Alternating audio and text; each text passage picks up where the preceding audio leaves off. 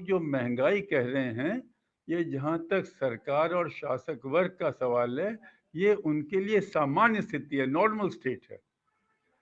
जो नरेंद्र मोदी इस सरकार का मॉडल ऑफ डेवलपमेंट है, वो यही है।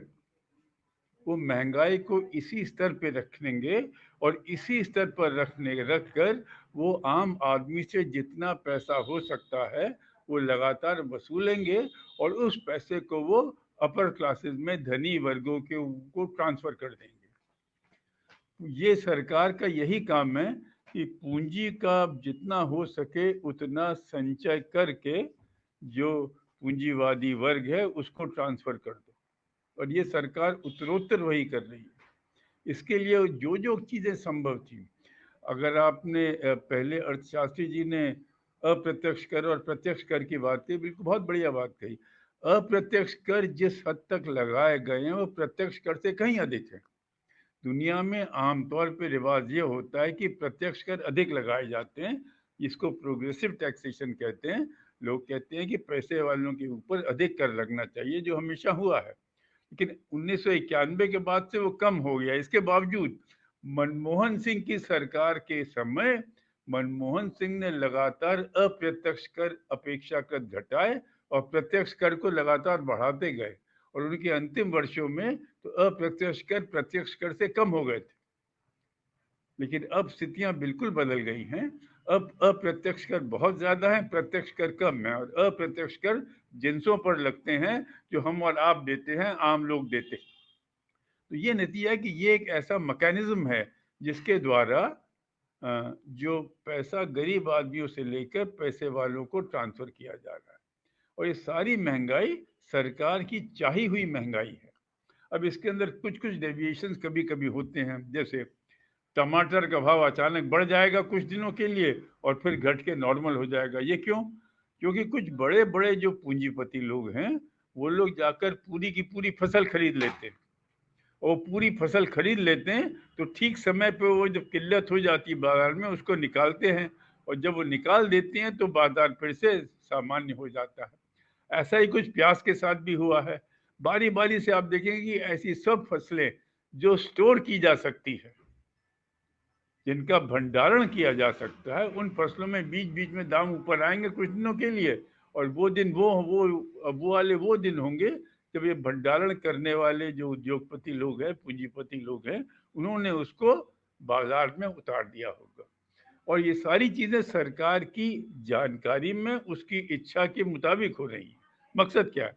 मकसद बहुत सिंपल है कि इस पूंजीवादी समाज में जो वर्गों में बटा हुआ है, इसकी जितनी धन दौलत है, इसका एक साल का जितना भी पैसा इसमें आता है, उसको अधिक से अधिक पूंजीपति वर्गों को कैसे ट्रांसफर किया जाए। तो हमने देखा कि भाई टैक्सेशन जो है पूंजीपति वर्गों पर घटते घटते अब मात्र 22% आ गया, मात्र 22% आ गया, और जो इनडायरेक्ट टैक्स है वो लगातार बढ़ता जा रहा है। इसी तरीके से 10-11 लाख करोड़ रुपए का जो बैंकों से पैसा लिया था इन पूंजीपतियों ने, उसको माफ कर दिया गया है। इसी तरीके से और बहुत सारे आंकड़े हैं जिनको अगर आप देखेंगे तो बहुत साफ हो जाएगा कि ये समूचा जो पैसा है जो उन्होंने चोरी किया है वो उनके पास रहने दिया गया है, वो माफ कर दिया गया है। तो ये जो पूरी व्यवस्था है, इसके अंदर ये महंगाई बनी रहेगी। अब इस महंगाई के वजह जनता में जो असंतोष है उसको कैसे किया जाए? तो ये जो 80% लोगों को जो आंशिक भोजन की व्यवस्था है, ये उनको एक अच्छा सूत्र मिला है कि इसको देते जाओ तो इससे बहुत सारे काम निकल रहे हैं। एक तो मजदूरों का पूंजीपतियों पर दबाव थोड़ा कम हो गया है, अगर है तो अंदर ही अंदर दबा हुआ है। क्यों? क्योंकि आंशिक रूप से जो महंगाई बढ़ती है उसको इस प्रकार का भोजन मिल जाने से कुछ कुछ राहत हो जाती है। तो ये जो उन्होंने इमरजेंसी में इच्छा के विपरीत शुरू किया था, ये अब उनको समझ में आ गया कि ये एक रामबाण उनको मिल गया है जिसकी मात्रा तो आम जनता को संतुष्ट रखते हैं, और बाकी सभी चीजों के दामों को ढेर सारा बढ़ाकर खूब सारा पैसा जनता से बटोर के वो वहां दे सकते हैं। तो साथी ये एक सोची समझी नीति है, इसके अंदर कोई अपवाद नहीं है। ये बहुत सोची समझी नीति है कि भाई हर कंपनी का मुनाफा कैसे बढ़े, उसका जो स्पेसिफिक प्रोडक्ट है उसको कैसे बढ़ाया जाए। अब ये जो तेल है हमारे, जो तेल वाली जो कंपनियां, उनको बहुत फायदा है। हम लोग सब जानते हैं कि बिलमार अडानी यही वाले काम करते हैं।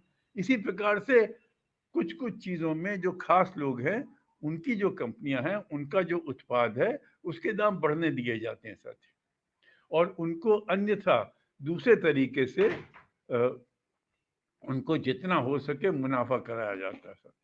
तो ये संक्षेप में मेरी एक समझ बनी है इसके बारे में, और इसके लिए काफ़ी आंकड़े दिए जा सकते हैं कि किस तरीके से पूंजीपति को लगातार लगातार फायदा पहुंचाया जा रहा है।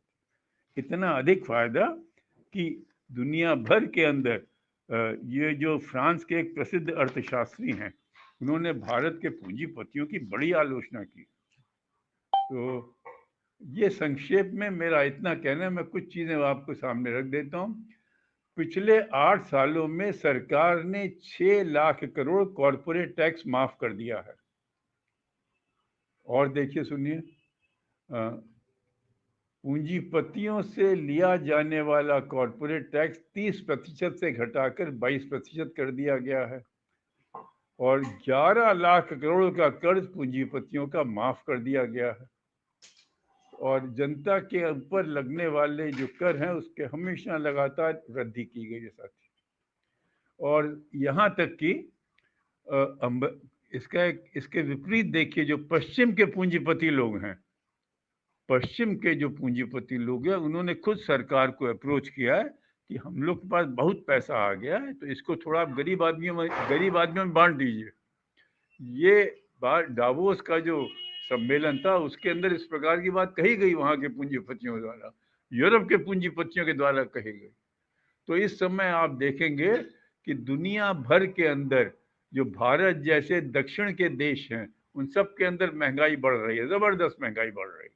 पाकिस्तान की हालत खराब है, इतनी महंगाई बढ़ रही है। और इन सब जगहों पर जो भारत के अंदर फैक्टर्स ऑपरेट कर रहे हैं, वो वहां पर भी कर रहे हैं साथी। जो उत्तर वाले देश है, यूरोप अमेरिका वाले देश हैं, वहां भी महंगाई बढ़ी है, लेकिन कम, वो लोग झेल रहे हैं महंगाई को। तो साथी, यहाँ का जो सारा पैसा है, वो दुनिया के जितने बड़े बड़े पूंजीपति हैं, बड़े बड़े बहुराष्ट्रीय कंपनियां हैं, कारगिल जैसी हैं, उनके पास लगातार पैसा जा रहा है। लगातार वो, जैसे भारत का एकाधिकार पूंजीवादी वर्ग बड़ा मजबूत हो रहा है, ठीक उसी प्रकार से वैश्विक पूंजीवादी वर्ग भी इसी प्रकार के शोषण से बड़ा मजबूत हो रहा है। तो इसमें कोई बड़ी बात नहीं। इस प्रकार की जो चीजें हैं, ये लगातार लोगों का ध्यान कैसे बटाया जाए। तो निरंतर बाइडेन जो है, अमेरिका के राष्ट्रपति, निरंतर युद्ध की नीति पर अपने हुए। वो 15 अगस्त उन्होंने अफगानिस्तान छोड़ा क्या, उसके बाद से उन्होंने नए नए युद्ध शुरू कर दिए, और इस समय उन्होंने मौका देखकर पूरे पश्चिमी एशिया के अंदर अपनी फौजें तैनात कर दी हैं। इतना हथियार वगैरह इकट्ठा कर लिया है, लगता है 1 आध साल तक वो वहां पर लड़ाई लड़ना चाहते हैं।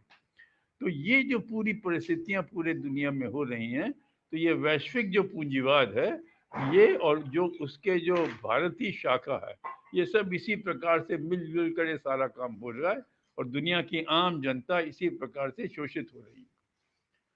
तो इसका हल क्या है? हल तो यही कि जनता जागरूक हो, इस असलियत को पहचाने और अपनी लड़ाई लड़े। अगर वो लड़ाई नहीं लड़ेगी तो कुछ है नहीं, कुछ किया नहीं जा सकता। देखिए, और दिक्कत यह है भारतवर्ष जैसे देश में कि जो अपोजिशन की पार्टियां हैं, विपक्ष की पार्टियां, वो ब्रॉडली इस नीति पर हैं। अगर उनका कुछ डेविएशन है तो बीच बीच में वो महंगाई वगैरह बोल देती हैं, लेकिन उन्होंने कोई वैकल्पिक व्यवस्था आम जनता वोटरों के सामने प्रस्तुत नहीं की है। चुनाव के अंदर भी नहीं कर रहे हैं, बातें कर रहे हैं, दूसरे किस्म की बातें कर रहे हैं, ये बातें नहीं कर रहे हैं।